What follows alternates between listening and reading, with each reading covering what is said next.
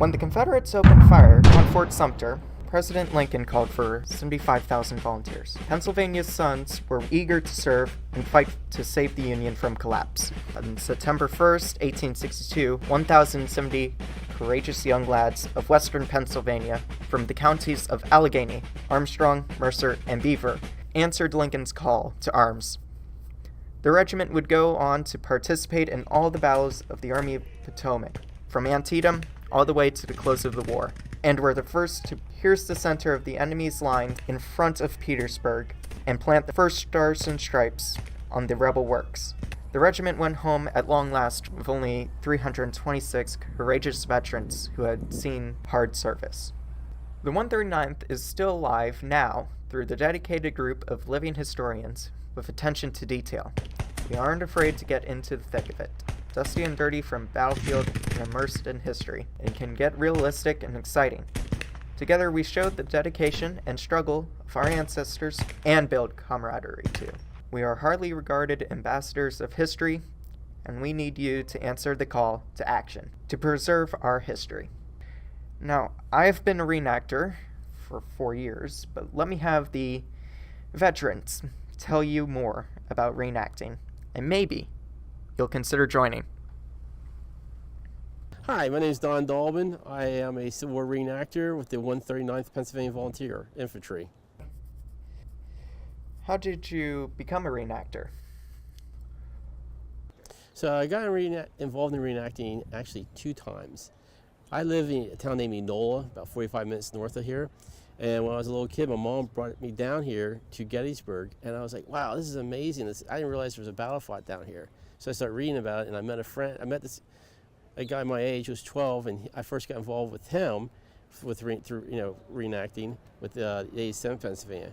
But then, 3 kids, divorced mom, it gets a little expensive, so I got out for a while. Then my wife was then in law school, and one of her professors was a sergeant in the 139th Pennsylvania, and I met him. There was a Gettysburg tour we did, and from there I got involved, joined this unit. What are the requirements for being a reenactor? There are no requirements to be a reenactor other than interest in reenacting. You could be interested in camping, interested in history, or just getting to know more new people. What are the benefits? Well, the benefits are really, you get out of it what you put into it. So if you want to come out reenacting and live like a soldier did or a civilian did, you're going to enjoy it. If you're going to say, well, I'll show up when I show up, you'll get you'll get what you get out of it, like anything, any other hobby. What do you do at the reenactments? Well, it depends on the type of reenactment. Like today, what we're doing is it's a living history. We're telling people about the life of a soldier, life of a civilian. At battles like reenactments at the Battle of Gettysburg, we have the actual battles, and they're scripted battles. We try to follow along what happened during that battle. Like say for Pickett's charge, we'll reenact what actually happened. We also at times have what are called tacticals. They're war games. And what we'll do is we'll use the tactics of the time to determine who wins the battle or the tactical. Is it true that some reenactors are related to Civil War soldiers? I mean, just like any person in the American population, there's people out there who have people who are related to soldiers. Is that a factor to why people join? Factor somewhat to why people get involved in reenacting. Myself, the answer is no. However, it was interesting, after I got involved, I found out that one of my great-great-great-grandfathers was in the 139th, which I'm in, and I do have other ancestors that fought in the Civil War. However, I didn't get involved because of the ancestry, so it doesn't really matter to me. Some people may be a driving force for them, or maybe something to enhance them becoming a member. What is your mission as a reenactor? My mission, I think, is twofold. One is for me. It's not selfish, but to understand, to learn what the soldier experienced. So you can read in a book what happened, but when you get out there and actually reenact, you get the smells, the taste, you get the feel for what they went through. What's it like to go through a rainy night or a rainy march?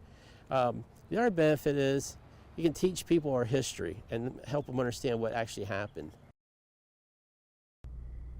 Do you have fun at these events? Well, yeah, I think anybody who reenacts has fun, because if you don't have fun, you're not. What do you love about this hobby? Wow, that's a lot. That's a good question. So there's a few things I like. Well, first of all, like I already said, I get to feel like what it was like when I read in the history books. Another thing is, like earlier you had asked me about this hobby. I don't really consider this a hobby. It's more of a community of people. I have met friends from throughout the country and actually across the world. We have some gentlemen from England who last year came to Gettysburg and participated with us, and I've become fast friends with them. In fact, they're from the same area that my great-grandmother was from in England, and they've brought me pictures and stuff from her hometown, which is just amazing. So yeah, you just meet so many different people. Also, my kids started out. It was funny. I got reenacted before my kids were born. Then my kids, as they got potty trained, could get involved in it. Well, now my daughter, who always liked to see the pretty ladies at the ball dances, she's now a fashion designer. She graduated from the University of Delaware, and it's, like I said, in fashion design. My son, he just loved reenacting. He is now deployed over in Africa. He's with the Pennsylvania National Guard. I'm not saying because of reenacting he went into the military, but it kind of like got his interest in looking into the military. How do you join reenacting? So what you do is you just find a unit that you would like to be part of. And when I say that is, if you're interested in the Union Army, you want to find a Union unit to join, you go on Facebook, 139th Pennsylvania, we're on Facebook, feel free to look us up. You come out, we'll loan you gear so you can find out if you like it or not. Most people I've found, once they come out for a weekend, love it and they will stick to it. You can tell that once you join and like it, you stick to it, like I and many others. If you are interested in joining the 139th, look at the following info. You can find us on Facebook. We are setting up an Instagram page, which I don't have the link to yet. Or you can call up our captain. He will be willing to help you out and join the 139th. Thank you for watching this. I hope you enjoyed it and consider joining reenacting. See you out there on the field.